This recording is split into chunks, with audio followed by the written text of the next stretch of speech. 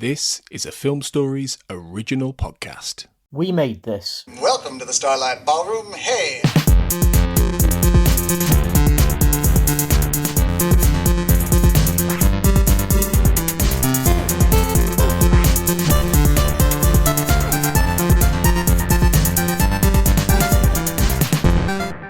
Hello everyone and welcome to Shipwrecked and Comatose, the Red Dwarf podcast here on the We Made This podcast network. My name is Kurt North and you are here for the third week in a row to talk about Back to Earth, because it's getting tired. We're getting tired now. We are talking about Back to Earth, episode 3. This week, this is our third week in a row with all 5 minus a peeing Mark Adams. He's now back. He's arrived just on cue. I need a wee between every episode recording because I've got a peanut bladder. I just thought the camera was going to go and Mark just dives into shot. Mark, are you still recording for me? Yeah. Good. Okay. So we're talking about part 3. We want to get through this as fast as possible. We're totally unprofessional because, we're going into the early hours of the following morning. So my alarm for work goes off in 5 hours and 22 minutes. I've got hobnobs. I've got the week off work. I've got Go Bears. I'm back at work tomorrow. After a week off. Ooh. Yeah. I'm only in tomorrow. I'm off Wednesday. Right, let's get on with it. Let's get on to it. So we're in Coronation Street. Why? Yeah. So what do we talk about? This must have very much confused international viewers, because I don't think Coronation Street is probably something that Americans really have much of a cultural understanding of. It's big in Canada. Is it? Okay. So what do you think to the? One, they're in the car in the positions they're supposed to be in for a start off, which is nice touch. Yep. But they start talking about the bringing it down, so like sort of lock up and all that kind of thing, thrusters on and all that kind of thing. Well, do you think that worked or not? No, it was shit. No, it's terrible, awful. But it's interesting. A smart car only has 2 seats, but they were actually in the smart car. This is from the comms. They took the fucking chairs out and put them on boxes. You're absolutely right. I do like the thing that the cat had a steering wheel. Yeah. Yes. One of my friends used to have a smart car years ago when I was about 20, something like that. And I have I've sat in the back of a smart car while she's driven down the road, just in the boot sort of bit. Terrifying is what it was. Well, you'd think that Rimmer would just like go, tell you what, I'll just take my light B out for a sec. Yeah, because I don't think he trusts them. No, I am a bigger chap, and I've got in my friend's smart car before, and we had to do a bit of strategic placing with me and another person, so we didn't weigh down the smart car. You see, my problem with things like that is I'm more like that Simpsons character that's got the massive long legs. I've always wanted a smart car, but I've never got in one. So I don't know at 6'1" whether or not I can actually drive one of the motherfuckers. You probably can get in one of the 2-seaters. Yeah, I think so. Yeah, the thing, I'd really like them, and I probably would drive one if I drove. But it would look ridiculous watching me getting in and out. It'd be like a clown car. You can't fit very many guitars or amplifiers in the back. That's why I've never looked at them. The smart car, the enemy of the touring band. Yeah. Speaking of which, I've got my bass guitar back. No, it's been away for months. Nice to have it back. I do like Crichton going to the post box and saying it's been vandaled and it's no longer there and stuff. I did like that. That was almost Beano level. Yeah. It was fine. Still kind of fun. So some other stuff from the commentary that I thought was fascinating. At this point in time, in 2009, Simon Gregson had been in a grand total of 2 television programs, Coronation Street and Red Dwarf. Okay. This was his second ever TV show. He's never acted in anything else ever. Wow. He's been in it since he was like 15, hasn't he? Yeah, exactly. He's never needed to be in anything else, and this was the fun thing. And Doug Naylor said that they couldn't have been kinder at Granada Studios, and they really looked after them, and they really helped them, and they were really friendly. And all of the Coronation Street scenes were recorded in just one day. So this is the second Coronation Street set, isn't it? Because I remember going to the original one because they included like the bus stop and stuff when they moved. But I can remember going to the first one. I haven't been to the second one. What I wonder about all of this is it a fuck you to the BBC for refusing to make any more Red Dwarf? Is that they put a programme that is associated with the BBC slap bang in the most famous ITV show of all time? I just think it's a planets align moment. It's just as Craig well. Charles in it being. Yeah. It's more the fact that Craig Charles was on there, and they could probably use it for very, very cheap. Yeah, I can imagine there is a bit of an element of a fuck you in there, but the fact that Craig's there is like, this is going to make it so much easier, and it could work as a nice little sort of fuck you. But I think Dave probably has more connections with ITV than they do the BBC. Yeah, I don't fully understand who owns what, but I think the UK TV kind of section, I think, is either affiliated or whether it's owned or something, or whether it's got the same parent company. I'm not % sure, but because there's a lot of IT dramas that get repeated a lot on like Drama and Yesterday. At the same time, Dave was initially almost all BBC programming. Yeah, that is true, actually. And I mean, they picked up the MASH reports. In the last couple of years, and say they primarily showed QI. Well, a little bit of politics. That's because the BBC are completely and utterly dominated by their fear of the Conservative Party destroying them. It is true. Bit of politics. but also, sorry, I went Ben Elton then. But it wasn't. But MASH report wasn't BBC Studios, was it? Isn't it like wasn't it Hat Trick? Because Hat Trick go where they like. Yeah, because it's the same reason that Bake Off could easily drift to Channel 4 because it wasn't a BBC production.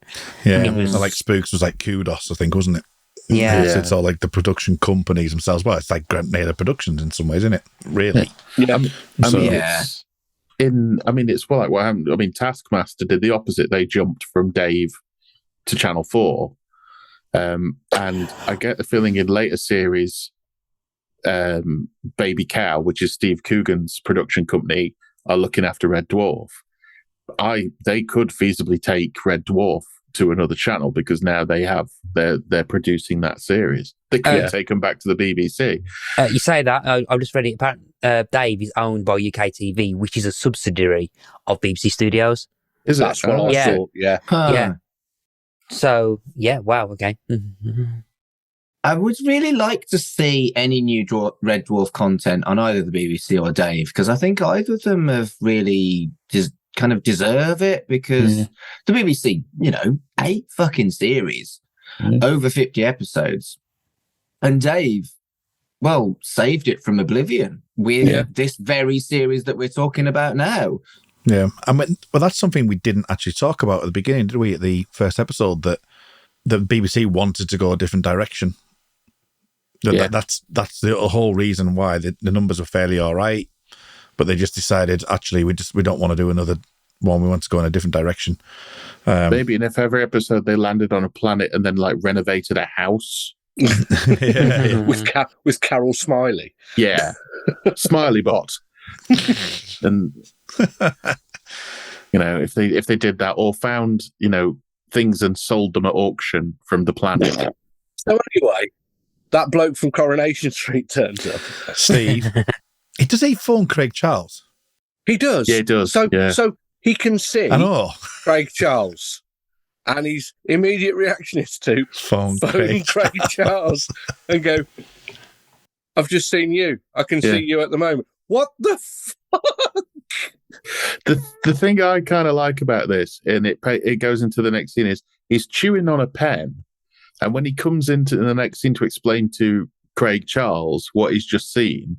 Craig Charles asks him how many he's had, and he takes the pen out of his mouth and says, "A few." Yeah.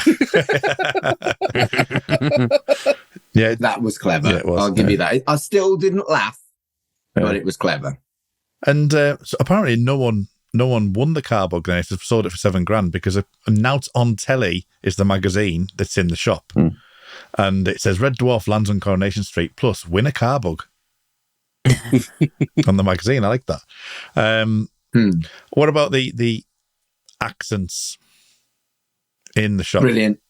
Danny John Jules was the best one. Yeah, it just, it's the one you least expect. Yeah. Yeah, Chris Barry is very talented in doing accents. So was he deliberately doing a bad accent? I don't know. I would guess so, yeah. Yeah, I think he was just playing up, isn't he? Yeah. It's a bit like Les Dawson with the piano, isn't it? You need to be good at something to truly do bad well. Yeah. Yeah, that's not quite true, because I can do a lot of things very badly that I am not good at. Particularly accents. And I just get this feeling that Michelle Keegan, by the way, was just on the verge of breaking constantly. Yeah. Yeah. My favourite bit in this is they said a phrase which, well, it's not a phrase, but something I hadn't heard in years. And I was like, I really want to start saying that again, which is mint. Oh, mint. People still say mint in Manchester. Oh, yeah. I used to say it with my mate, got me to say it when we sort of met at college. He used to say it a lot. We got in there and it just got stuck in my head and then it's kind of faded away over the years. And it's like, I just really want to start saying mint again. Unironically, people still say it in Manchester. It's a phenomenon. I say rad, unironically. Nice. That's Raj. Cool. Oh, that's Raj, Matt. Safe. Right. I heard someone the other day, I hadn't heard this term for years. Someone used the term gash to describe something that wasn't very good. I hadn't heard that in years. Wow. Yeah. I know someone Taking it I know back. a drummer whose second name is Gash. What is it, though? Jonathan Gash. No, but what is his surname if it's Gash? It's Gash. Yeah, but what is his surname now? His surname is Gash. Gash. I went to college with a lad whose last name was Arse. No! How was it spelled? Terrible. As it sounds. Can we continue? We can. I'm going to give you some more commentary shit while we're fucking distracted. So the movie failed because they had a BBC TV deal, but they didn't have the money. The TV deal lapsed before they got the money they needed, and then the BBC said, no, thank you. Twats. So that's why. And this is off the Doug Naylor commentary. Wow. So that somewhere there is a script that was pretty fucking close. We will get there in the Dave stuff, Mark, because there's a lot of the stuff from the film ends up in the show. So we'll get there. Oh, I didn't know that. So you mentioned a couple flashback. He's had a couple. How many episodes? And again, it's how many episodes we have left. But I thought Craig Charles's acting against himself was brilliant. Yeah. I like how happy he is before he sees himself. Yeah. How happy he is to see the others, and he doesn't quite know what they're doing there. He thinks it's a really nice surprise. What are you guys doing here? But immediately doesn't think, why the feck are you in character? Yeah. It doesn't crop into his head. Well, it's because as well that it's a manifestation of the psyche, isn't it? It's not real. Yeah. What do you think it would have been like if we'd met the other actors? So I actually, before rewatching it, in my head, they had met all four of the other actors. So really? I don't know where I got that from. It's been so long since I watched it that I think I just made it up. I think maybe there would have been not as much mileage from them because they'd have had to go on there probably would have had to been another episode and gone on a quest where they have to meet everybody. Like Robert Llewellyn would have probably tried to solar power Crichton. And I think as much as I hate to say it, Craig Charles is the centerpiece of the show, isn't he? He's the main character. So it would have been a bit different had it been, we'll go and see Britus, for example. I don't think it would have worked as well.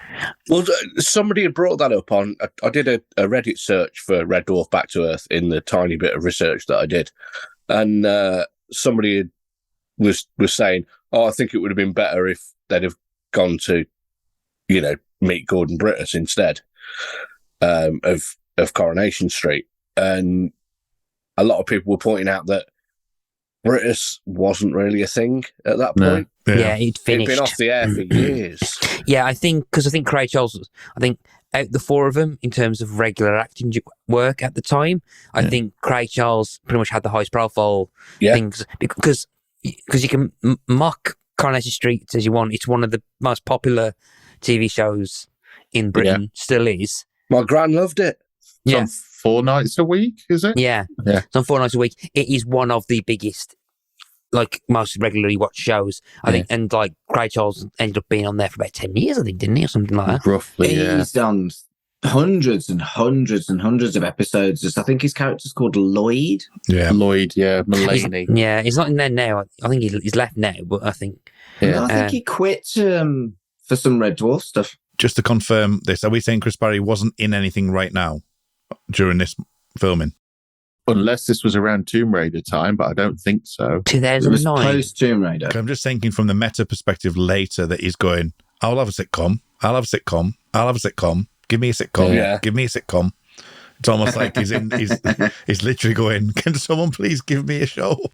That's the bit where in my notes I've written down monkey tennis. Yeah. I mean, the only thing you could have possibly done is Chris Barry coming out of a voiceover studio, getting into a classic car and accidentally driving through Rimmer. Yeah, there's not. I was having a look on Barry's IMDb. Yeah, I think 2000. So he was in an episode of Midsummer Murders in 2007. Yeah, that's not a high point in your career, then, is it? The Optician. Not hearing a word against Midsummer Murders.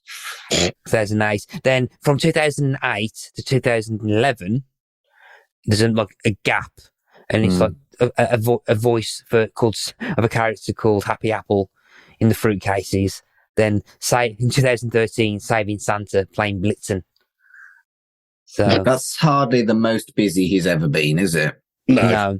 I mean, and then after that, he plays manager uncredited in the Little Mix Word Up video where he's actually playing Gordon Britus. Yeah.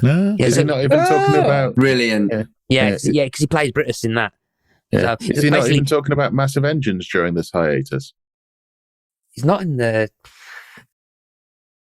I've just paused it on the next scene, and I've just seen Rimmer's band is back.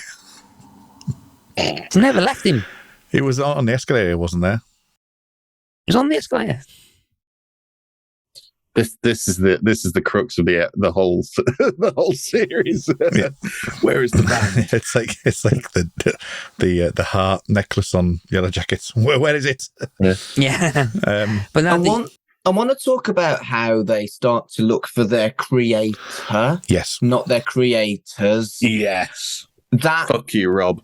Yeah, that really did seem to me to be quite bitchy and quite nasty, and just really kind of emphasized what had happened between Rob Grant and Doug Naylor. And, we're very fortunate that whilst they still clearly fucking hate each other, they are getting on because they want to make money these days. Yeah. But it really does emphasize what had happened with Red Dwarf, because the Mary Sue in this episode is not an amalgamation of Rob Grant and Doug Naylor. It's Doug Naylor. Yeah. Doug Terrell. Yeah. Doug Terrell. But it also does kind of emphasize that this isn't actually our reality. No. Yes. So they have met the Craig Charles that plays Lloyd in our reality, but it isn't actually our reality because it isn't Rob Grant and Doug Naylor. It is a random character that is a Mary Sue of Doug Naylor. And there's a massive pyramid in London that doesn't exist. It's true. I would have seen it when I've been there. Are you sure? Definitely didn't notice it. Are you sure you just weren't like facing the other direction, Colin? That's possible, actually. Yeah, fair point. Didn't think of that. Yeah. Just because I've got Chris Barry's IMDb in there, when are we going to do the Get Fit with Britus episode? It's not possible. There's only like 2 episodes out of the 6 that exist. Yeah, I've tried. I've tried to look because there's one with Leslie Joseph. I think that's I can see, but I can't find any others.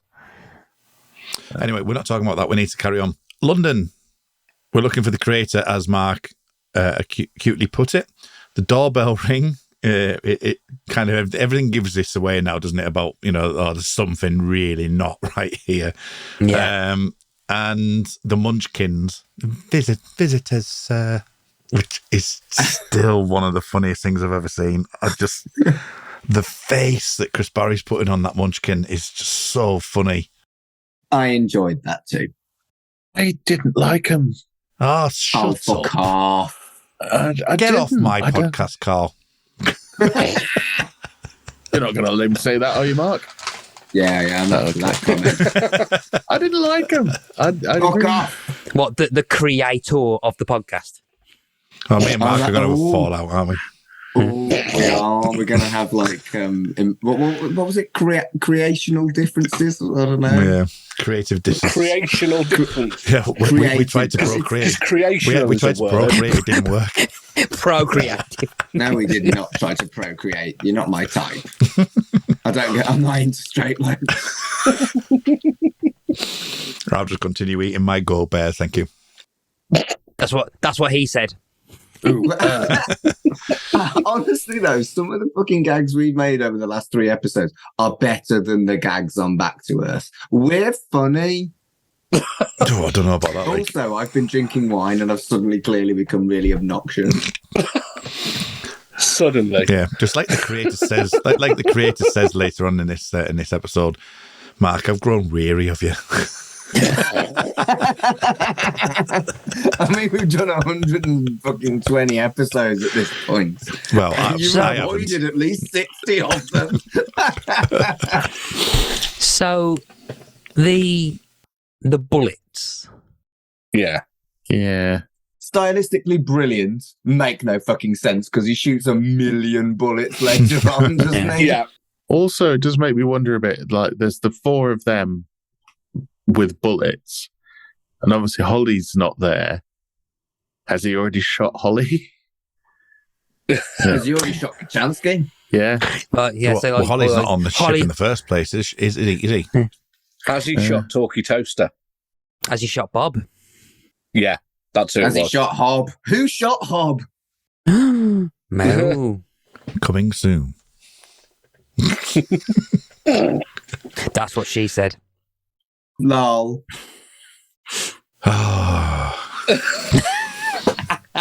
What is going on? I want more life, Colin. I want more life. I want more life, Mega. It doesn't have the impact that the original Blade Runner has with those speeches, though, does it? It doesn't quite hit that level. Yeah. No. I don't think it was supposed to be fair. It's fine. Yeah. And I think there's clearly a fondness for Blade Runner, but he's not scared to take the piss either. And I think it works because this is the first time I've watched it since seeing Blade Runner. I enjoyed it a lot more than I expected to. And yeah, I kind of like Back to Earth. I watched, for my research, I watched both Blade Runner and League of Gentlemen Apocalypse. And both were so much better than, unfortunately, these episodes of Red Dwarf. I'm not disputing that, but I think I have I'm warming to it, but it's still not a great episode. They're still not great. I think I have developed a weird little soft spot for Back to Earth. There are some really nice little tender moments that really matter, like the stuff on the bus, like the stuff with the death of Kachansky and Craig Charles crying and the thing with Mel Bibby. There's a lot of stuff that you don't immediately think about when you think about Back to Earth, but rewatching it, and I don't know, I'm glad I went into it with a kind of analytical mind, which isn't always the case when we do episodes of this, because a lot of the time when you go into it analytically, you find stuff that you're like, oh, that's fucked it. Whereas I think it's the opposite way with Back to Earth for me. Yeah, I do think that. Yeah. I do think that. Let's look at this, because they're talking about this series cancellation and series cannot be revived, and then that, as I say, they talk about the Crichton spin-off, the sitcom, the show about cats that would never work, and then the death is magnificent. It's sad and beautiful. See, and then obviously the creator is the one that's running after them to kill them. And that's before we get to the kind of the emotional stuff of that. So, Half Light Bright and stuff like that worked. I thought worked quite well. It wasn't exactly really funny, but it was actually quite a nice. It was a nice play on words, I thought. Don't we thought about that?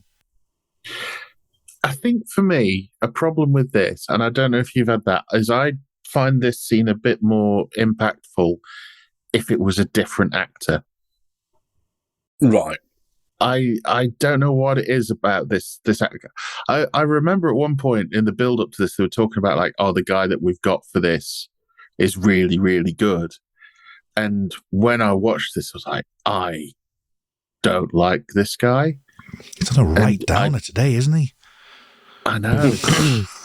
I've been so much more positive about Back to Earth than I expected. And Carl, who's normally Mr. fucking happy, has been all right, Melon. That's Mr. Happy. Thank you, Mark. The Prince Among Men has ruined him. That's what's happened. That's true. Poison's in my veins. We've corrupted him with Prince Among Men. We ruined him. I just didn't. I thought it was perfectly acceptable. I thought it was perfectly acceptable, but it felt like it should have been somebody else. It felt like it should have been somebody bigger, if you know what I mean. It should have been Doug. Yeah. Or someone who looked more like Doug. It absolutely should have been Doug. That would have been so much more fitting. Yeah. Doug with the, dressed up like Rob Grant. Like Elton Terrell. Wow. He's got one leg, give him a very ornate false leg for it, and this it would have, or in the tradition of him playing different roles that'd just be weird. Robert Llewellyn, Sans mask, But see, the issue I've got is this is when the fact that he's ripping off Blade Runner, I don't think works. And then you get to the scene where he goes he tries to kill them, and it's just basically the death of Pris from Blade Runner. And Rutger Hauer. But for a series that they should have got Rutger Hauer. He was probably a little bit out of their budget. True. Okay, can I continue? Yes. No. Sorry. Thank you. I'm not sorry. No, fuck you, Colin. So yeah, for a series that has created its own kind of iconic science fiction concepts and series. I've muted them all. I'm sorry. Yeah. So for a series that has managed to create its own kind of concepts and kind of ongoing jokes, original kind of twists on things, and for something that could have potentially been the series closer, I think it's a bit of a massive kind of either cheap, F you, to kind of be overly referencing Blade Runner. But when I think Red Dwarf could have easily started to put its own original spin on things and created something a lot better, rather than this kind of fan film that they've done. And this is the part that kind of really has let me down in terms of Back to Earth, is just that if they did something more original, I probably would have been a lot more warmer to it. Definitely. I think. Yeah. And that's what and kind of annoys me about the whole thing, is that we've seen the creativity for the last 20 years of the show to date. Yeah. Use the fucking thing. Don't say, oh, we was influenced by Blade Runner, half an hour before it's about to air, just so you could say it's an excuse to say why you've homaged it. It just doesn't work. It's a similar level to when I did a school class assembly when I was in about 8 years old or something, and we did it as Red Dwarf, and we just copied loads of Red Dwarf. Yeah. It's, and I was 8. Yeah. It's like you said about the fan film aspect. It is that thing of almost like a group of people get together, let's make a Red Dwarf film. Oh, wouldn't it? And just throwing ideas out there, but using all of them. It's like, oh, what if they came into the real world? What if they went to Coronation Street? What if they met Craig Charles? It's like when you're playing with action figures when you're a kid, but you haven't got the complete set of stuff, and you just got different things from things you like. So, like, I'll be there going like, "Oh, Raphael is there," and suddenly Winston from Ghostbusters comes up, and they're going to be fighting, I don't know, the baddie from Bucky O'Hare. Yeah. It's not Ready Player One. Well, it was, but years it before. Could have been if Doug had got his way. If you put Pete in there, it would have been. It's not the old extent of that, but it's like the case of like, I've got my Red Dwarf action figures and I've got my Deckard figure. Let's see what happens. It really does just feel like fan fiction, I think, is the summary of what we're saying here. Yeah. There's so many things that are just thrown in when you could have just done an episode of Red Dwarf. I mean, the seed of it is that they want more life. They want Red Dwarf to carry on, and they were cut short. That's where the seed of it. If you'd just been honest and said, Red Dwarf isn't based on Blade Runner, because it's not, but Blade Runner is a great variation on, the replicants had X amount of life and they want more. 4 years. Yeah. Yeah. They want more. You know what I mean? Yeah. And that's it. That's all you need to do. But to sort of play up, it was almost like, we've got to play it up. Red Dwarf were all like this. It's like, well, no, it was more like we said in previous episodes. It's more like Alien. It's more an Alien or other shows. Blade Runner never really came to mind. There was a couple of times, and maybe 7, where the music cues were a bit Blade Runner-y. But that was about it. That's all it's ever been for me, anyway, that ever instilled it. I mean, if they wanted to go with the whole thing of the crew begging that they wanted for more life, you could, and also not having to fork out a lot of money for guest stars. Revenge of the Inquisitor. Yeah. Have them turn back up, and I'm sure. To be fair, I can imagine Jack Doherty wasn't that expensive in 2009 to do, even if he just does the voice. It's Richard Temple inside the suit. Get Jack Doherty to do the voice again, and just at the end of it, they beg for life, and by the end they find out how to outwit him again. There's a lot of things you could do. I mean, something that would have been interesting is if when we do see Kachansky again, it's Claire Grogan. Yeah, spoilers. They could have done something with like Chloe Anna and Claire Grogan both turning up. I mean, it's that fucking meta that at this point that would have actually been quite fun and interesting. And I think that, and the weird thing for me as well, just while I'm talking, because I don't mind. As I say, in bits, in chunks of it, I think it's quite good. I think it's. The glass scene I was never really fond of anyway, even in Blade Runner. No. But this idea that they've got when they're kind of asking for more life and stuff like that, it's different to the way Blade Runner was playing it. They've played it differently. But this is meant to be a female squid. It's meant to elate, yet you choose a dystopian movie. Mm-hmm. Yeah. It's like, surely pick something like, I don't know, something joyful, like that actually it builds up and they get more and more happy about stuff. You know what I mean? And it breaks reality that way. Then it's like, well, there's Kachansky, there's your aim, but you choose a dystopian movie for something that's meant to be the opposite of the squid. They could almost have it like the end of Star Wars, where they're all stood there with medals and everyone's cheering them, and then one of them goes, "Hang on a minute," and that's when they realise they're still in it. And the Ewoks singing Yub Nub. Exactly. And I suppose their theory is the back to earth is the elation, but it's like it's not, because they're just they're more confused. Yeah. And I think the Joy Squid is a great idea. Yeah. It really is. And going back to one of the best fucking episodes of Red Dwarf in Back to Reality and flipping it the opposite way around is a fantastic idea. Yeah. But I don't really feel like there's very much joy in this episode. Yeah, it's pretty blatant. There's no joy in this episode. Blatantly. Yeah. You know what? I've been just thinking about it just then. It's been staring me in the face who the creator should have been the whole time. Mac McDonald. Yeah. Yeah. Oh, fuck. That would have been brilliant. Or David Ross. Or David, yeah, just have the chair spin around and it's Mac McDonald and it's just like, of course it is. And he'd have really thrown himself into that speech as well. I think it's because I find the guy who does play him oddly restrained. I know he's not, but it doesn't feel like he's a super villain or anything like that. Whereas I think if you got like Mac McDonald, Mac would have thrown in like I am your creator, all this. I think he'd have really gone a slightly different, more bigger way. Yeah. He wouldn't have been as badass. It would have been a surprise. It says, you're the creator. You could play it that way, couldn't you? Yeah. But again, it just goes to the point. I mean, as I say, from the more we talk about it, the more I'm going, actually, this does not make sense whatsoever. As in like a concept. Danny John Jules would have worked in a kind of in a weird kind of almost Dwayne Dibley. Yeah. He never gave himself any lines. Yeah. If Dwayne Dibley had been the creator, that would make sense because he wanted to be the cat. Yeah. But Danny John Jules would have had anyone other than this guy who wasn't bad but wasn't good. No. I bet he was cheap. It's really bizarre, isn't it?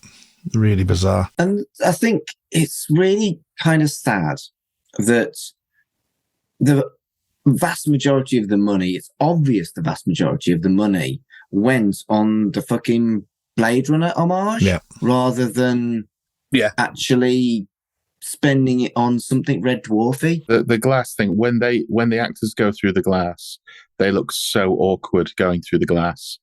Chris Barry in particular looks really uncomfortable going through the glass. Well, good, because I think you should look uncomfortable going through glass. I know, obviously, it wasn't fucking glass, but in a way, but in that almost like, you can't see me do this on the podcast, but it's almost like Chris Barry's like, oh, ow, he's ting tang, what bing bang. Yeah, he's not acting like I'm running through glass. He looks very hesitant, and he's not putting it. But it's blatant that they've only got one shot to do it. Blatant. Yeah. They did only have one take. They literally couldn't afford to have more than one take. But I genuinely disagree. I think the horror of the image really works, and the light beam fizzle is the best effect in the entire 3 episodes. Maybe it's just the way it's edited for me, because they go down very scattered. I know obviously you can't shoot all 4 of them at once, but they go down really oddly. Because you see Crichton kind of act like he's been shot, and then he doesn't go down, and then he does go down, and Lister seems to go down too early. Well, as I say, it's a one shot, isn't it? So, okay, so let's move it on a little bit, because we've gone past the glass bit. They've had the run when they're running after him, total homage to Blade Runner. It comes back to the room again, and Lister grabs hold of him by the head and kind of like starts to like put pressure on him. There's a whole gun scene as well, which is reversed, which looks awful when it's like spins around when he's got the gun. I don't know. I quite like how cool that looks when the cat catches it. When the cat catches it, fine. Yeah, not when the cat catches it. When the creator gets it back, that doesn't. It's look when as it good. Pauses for just that bit too long when he's got it. Yeah. I think that's some of the things for me that don't hold up is the editing's a bit. And I think that spoils it in some bits, like the pause before the ad break and things like that. You still with us, Colin? Not very much. Oh, man. We're almost there. We're nearly there. We're almost there. 2 nights in a row, mate. 2 nights in a row you've been one later this time. It's actually early. What's wrong with you all? I was nearly falling asleep at work today already.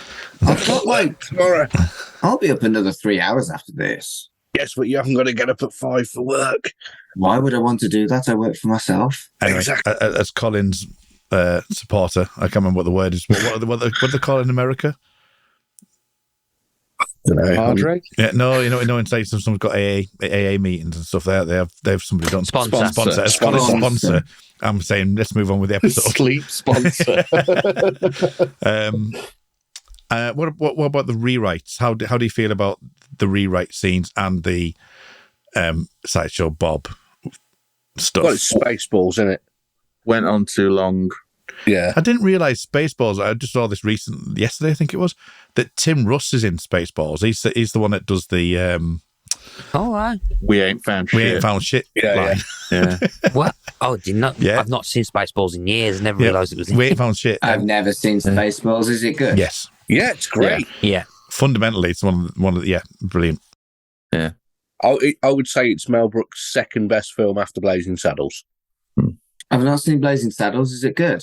Yes, Men in it's Tights fucking is better than fantastic. Blazing Saddles. Nah, Men in Tights is that's third, I reckon. I've never seen Men in Tights. Is it good? Quite, it's all right. Yeah. I I'm love quite Men in interested Tights. to see the History of the World Part 2. The Yes. one that's just come out as a mini-series that's got, like, everybody in it. It's, yeah. See, we've all caught it I've up not- now, which is great. Well done, lads. Yeah. I've not Not seen entirely. The History of the World. Is it good? I've clearly missed all of this good shit. It's one of those ones, you remember like they did that sketch show on ITV where it's just had everybody in, they might only appear for one sketch, and you have like Neil Morrissey here and Bob Mortimer there and this person there and a random celebrity. Imagine that, but a Mel Brooks mini-series, like a sketch show about the history of the world. Like it's got Seth Rogen and Aubrey Plaza and like everybody under the sun because they all want to work with Mel Brooks before he dies. It's the first one's like that, but it was a film, and this one they decided, I think they turned it into like a 3-night event. Right. Okay, going back to the Cool. typewriter scene. Yes. Went It's a too long. nice idea. It went on too long. Yeah, I agree. It had that weird element of like Lister's losing control a bit. Yeah. Yeah. When he was crushing his head together, and like it was like, oh, okay, what's going on here? And the typo I thought was quite good, especially because you know me. Yeah. Yes, that was Witch fun. me, just witch me. I quite like that. Which was good. I wasn't too fond of the slapstick Rimmer stuff, but then Rimmer's been known for doing slapstick stuff, hasn't he, like that before? So I suppose that the kind of that comedy, that physical comedy, needs to be in there for him to. Particularly Doug Naylor is obsessed with Rimmer's genitals. It was the fact that when they realised that Lister wasn't writing anymore, that Brimmer's still ramming his junk into the corner of the desk. Just shows Rimmer's psyche is in control, and he just keeps doing it. And then you've got the Sideshow Bob rate joke, which Yeah. Which is funny in I Sideshow like Bob. that. The Sideshow Bob I one like is funny that. because No. because the thing with that It felt like it was well for me the Sideshow Bob joke works because it's a dugum. Badung. Yeah. This is like badunk, badunk, badunk, badunk, badunk, badunk. Yeah. and he's smiling. You know, it's like, oh no. It felt like it was thrown in there to give Danny John Jules something to do. Yeah. Exactly. I liked it. I found Exactly. it funny. Oh, I thought it was funny. I just don't. It's not as funny as Sideshow Bob. Nowhere near. Well, no, but there's a lot of stuff in this that is clearly kind of just stolen. Lampooning.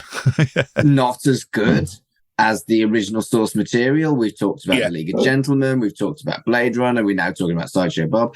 It feels like almost lazy. And we know that Doug Naylor's better than this. Yeah. But it doesn't alter the fact that I still found it funny. I wonder if there's a moment where Doug Naylor thought this wasn't going to make it to air, and that's why that he wrote the script, and then they were like, "No, Doug, we're actually going to do it." It's like, "Oh shit!" We filmed it. No. Yeah. Well, Kat gets the origami, and Crichton starts to smell Kachansky's perfume.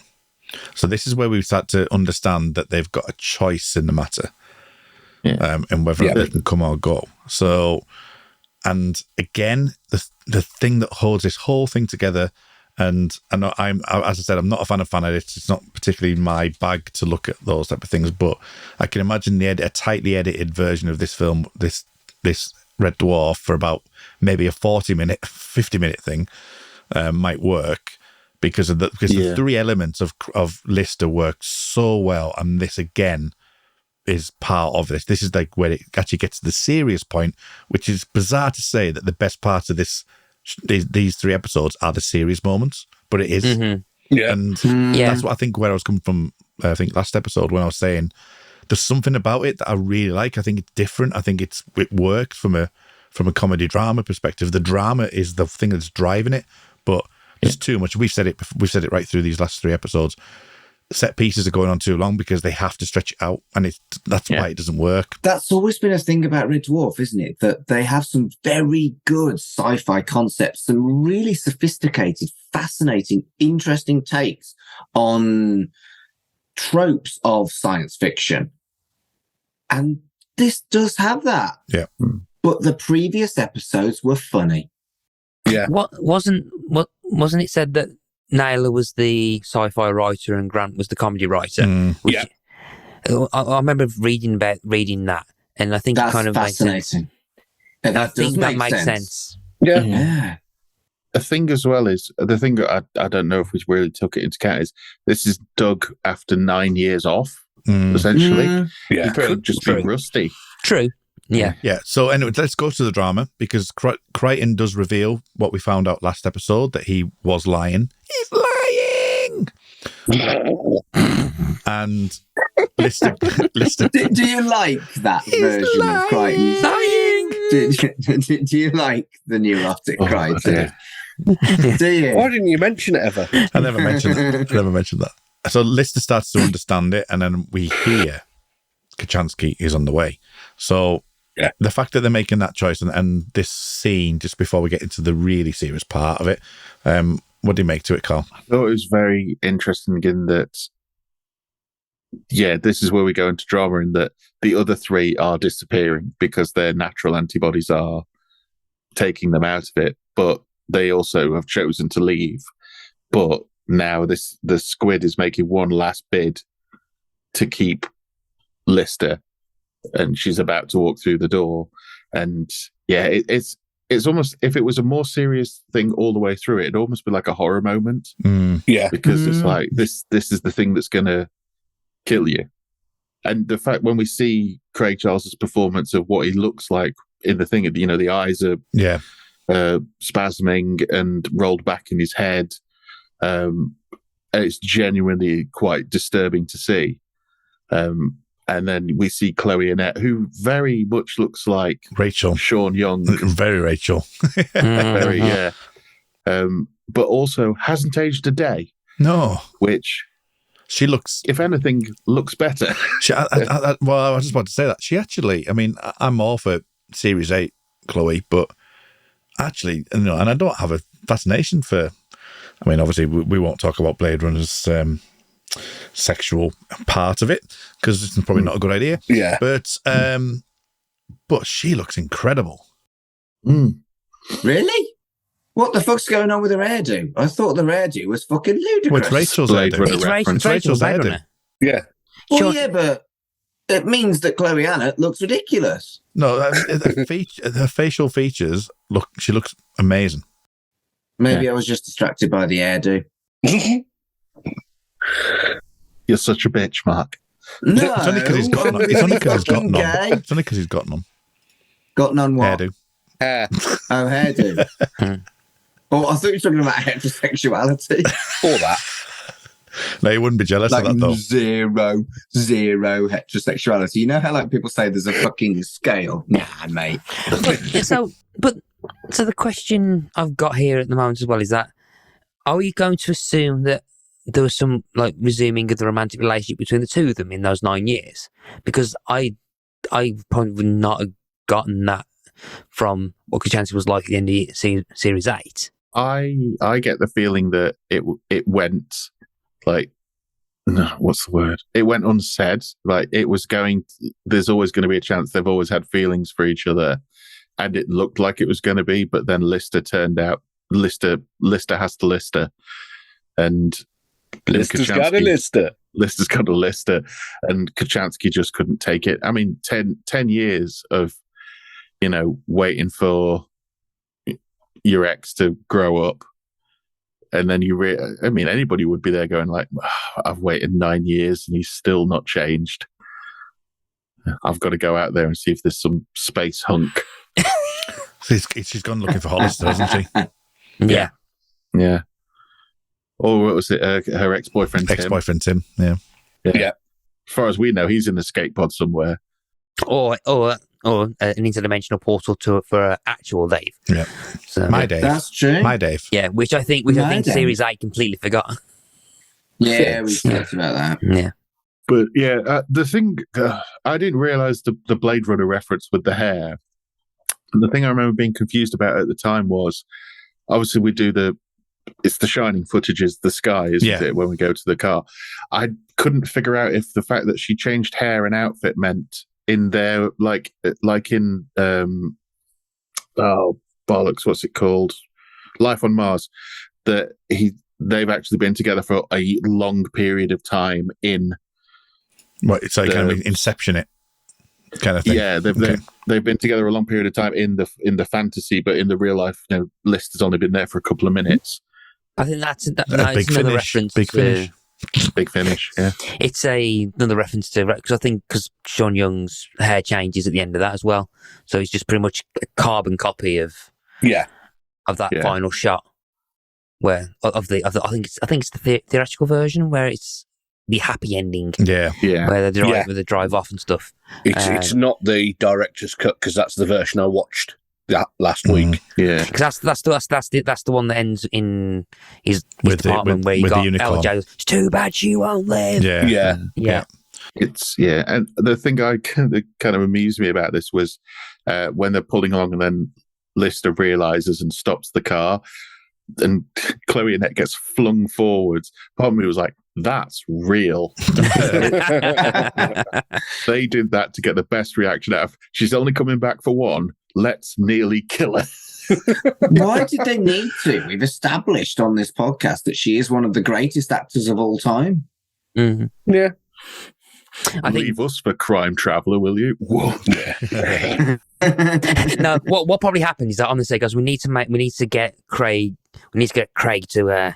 to like just basically stop. We need to shock him, and they go, we need to get him to a position where he's like so shocked he stops the car, and someone off set goes, oh, remember we didn't get a second series of Crime Traveller.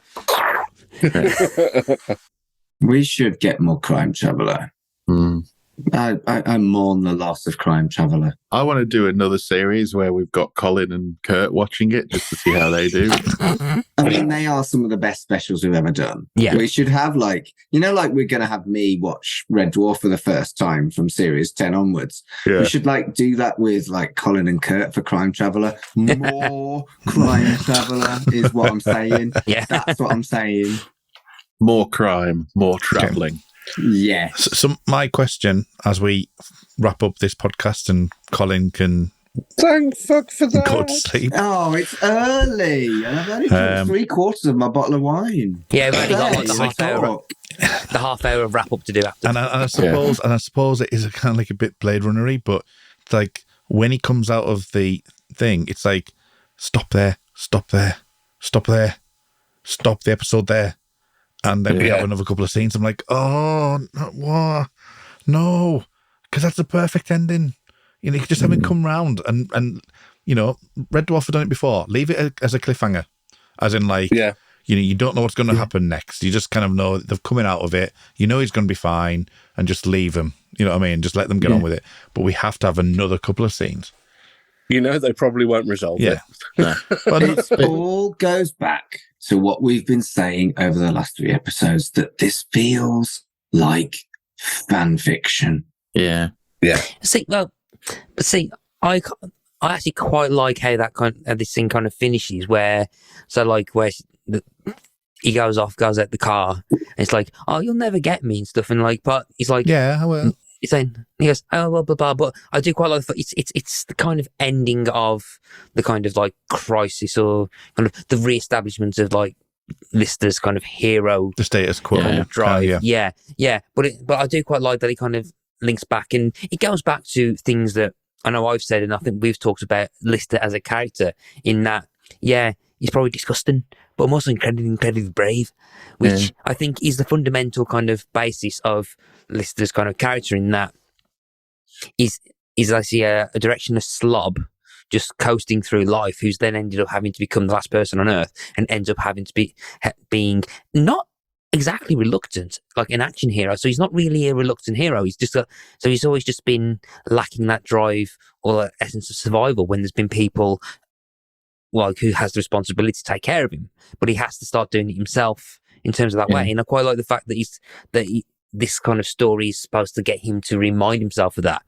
And as much as I perhaps not a fan of like the Blade Runner stuff, the bit where the whole kind of like I'm disgusted but incredibly brave kind of is a nice summarization of the character itself. Now, if this was the last, because this potentially could have been the last thing we've ever would have had of Red Dwarf, I think that's kind of a natural, nice way to perhaps end that character's arc and the character's arc, whilst also acting as perhaps a reaffirmation for potential future stuff. And I quite like how that kind of resolves itself.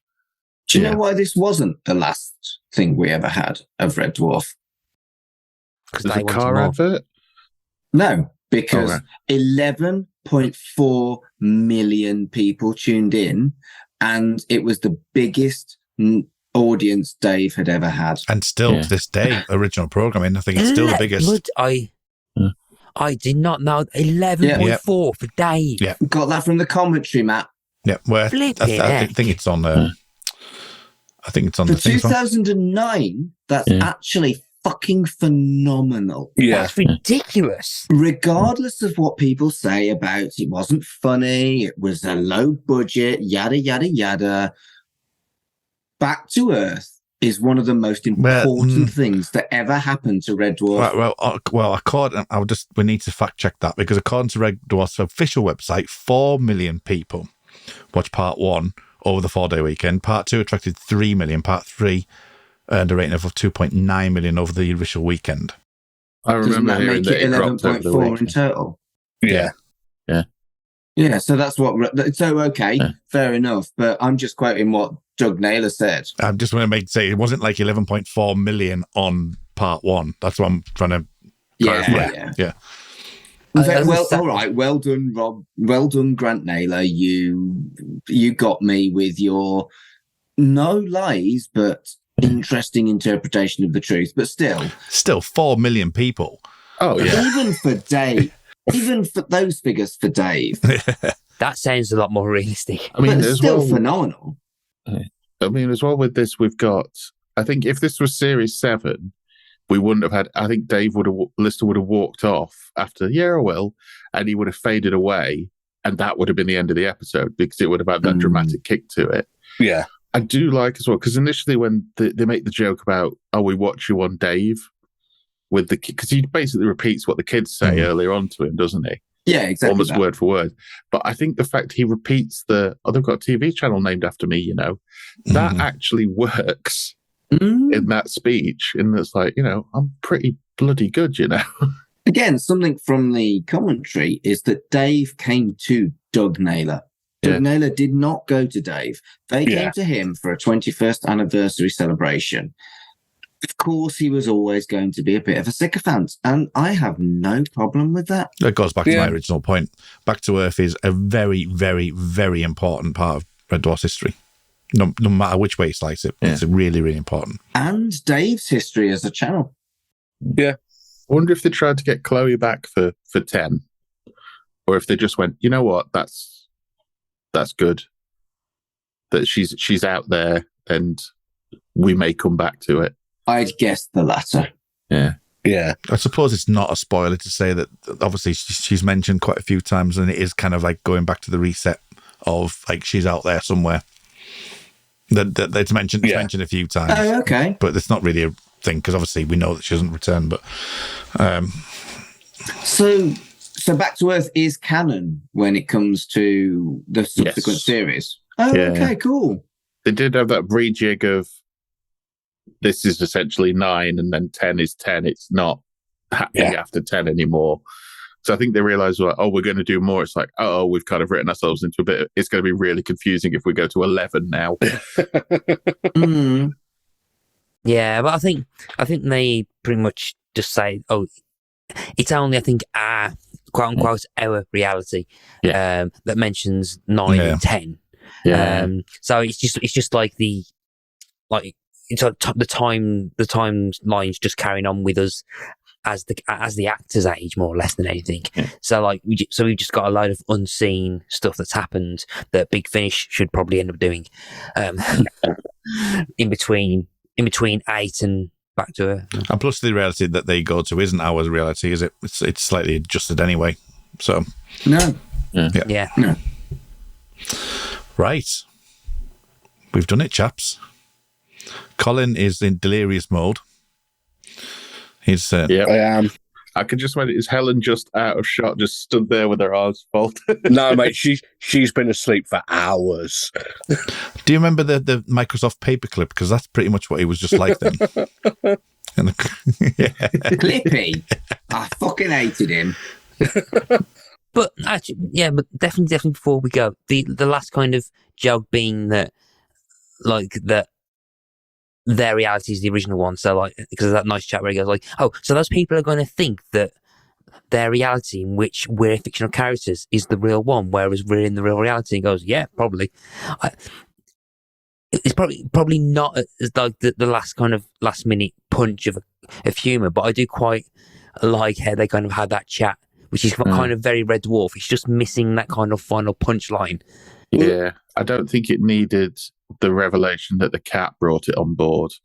Yeah. I do like the fact that they're going to safely take her back to a water planet and leave her there. But I thought the squid vanished into another dimension. They did seem to say that earlier, didn't they? Yeah. Yeah. But maybe that was the start of the thing. So I think the cat's excuse works, and it's kind of nice that it's actually the cat's fault rather than Lister's for once. Yeah, The cat, it's been there since Caesar is 5. yeah, and considering that the cat has been there, and the cat is quite stupid in a lot of ways, it's always Lister's fault. In previous episodes of Red Dwarf, I really liked that it was the cat's fault for once. That felt like a deliberate choice, and I liked that. Yep. Yep. Yep. Yep.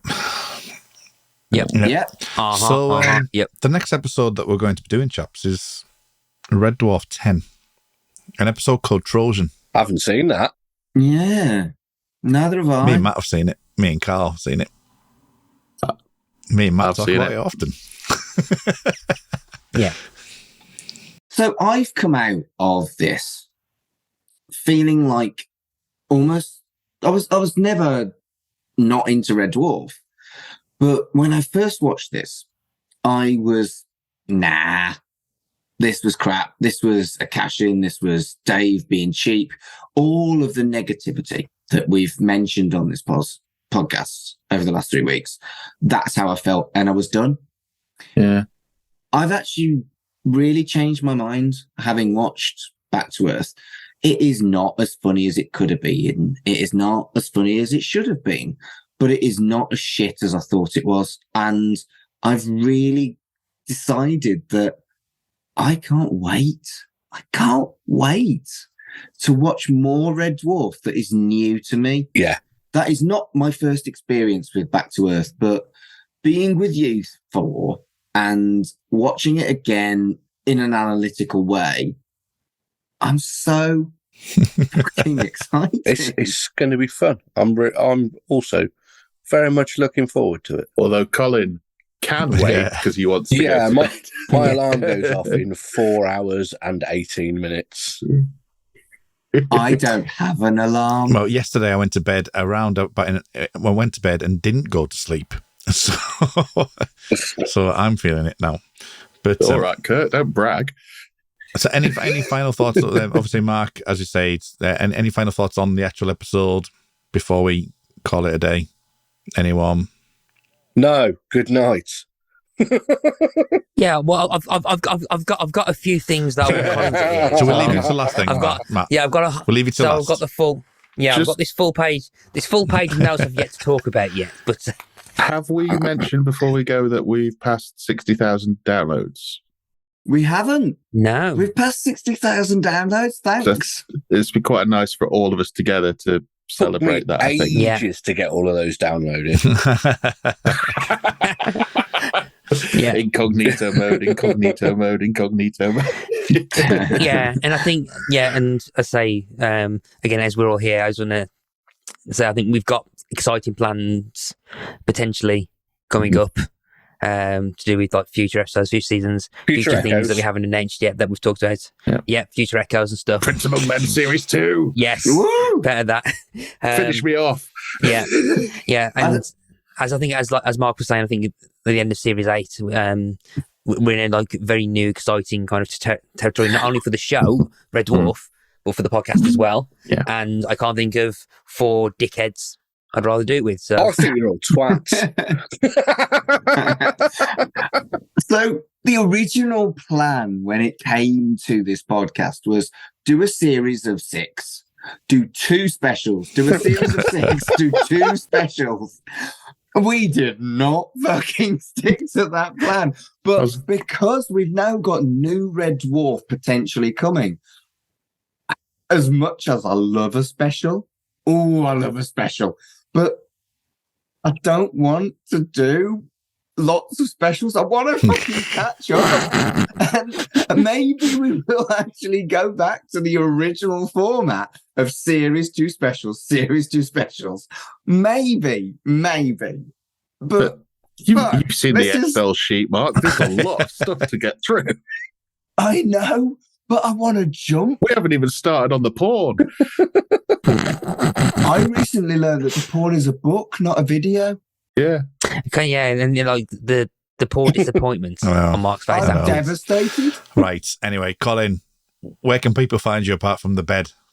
I was going to say I'll be asleep in the corner somewhere. The internet. You can find Colin on Weedig. You can find Colin on Weedig Music and That's the one.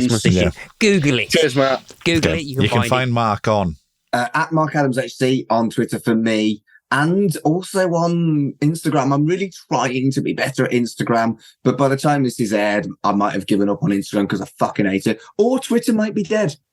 I'm also on another podcast called Chucky Vision, which is about child's play, and Chucky the Killer Doll at Chucky Vision on Twitter. And we all know this. If you've listened to Shipwrecked and Comatose, you can find any podcast that any of us mention by going to where you listen to Shipwrecked and Comatose and just using that search facility. It's dead good, isn't it? Who wants to go next? You can find me on allmylinks.com/Mr. Carl.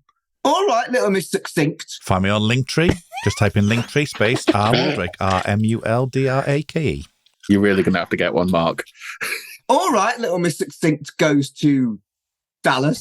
You can find me on the internet somewhere, but under Picky Disc, under Ask Us About Loom, under No Book Club, etc., etc. Just Google it, you'll find it. Well, congratulations, everyone.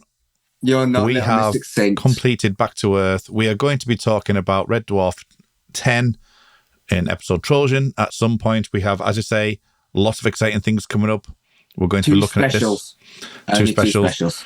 Only 2 specials. But just 2. Until next time, as always, Sleep, Colin. Sleep like the wind. Colin, wake up. Colin, he's gone to sleep.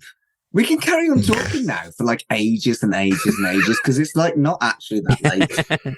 Welcome to Make It So, a Star Trek Legacy podcast. Engage your warp cores and get ready to embark on a thrilling journey through the depths of the 24th and 25th centuries. Have some fun on the Cerritos. Join the Enterprise D crew. Take a trip with Star Trek Voyager. Take some lessons on the Protostar, or even relax on Deep Space Nine. With Make It So, we pay homage to the rich legacy of Star Trek, celebrating its enduring impact on popular culture and its profound influence on science fiction as a whole. We honour the vision of Gene Roddenberry and the countless writers, actors and creators who have brought this incredible universe to life. So join us as we navigate the cosmic expanse of the final frontier, engage in lively discussions, dissecting episodes, analysing characters, and sharing our love for everything Star Trek. Whether you are a lifelong fan or just beginning your voyage, this podcast is for you. It's time to embark on a journey where the stars are our guides, where the impossible becomes possible, and where the spirit of exploration knows no bounds. Welcome aboard Make It So, the Star Trek Legacy podcast that will transport you to new frontiers and ignite your passion for the future. Make it so.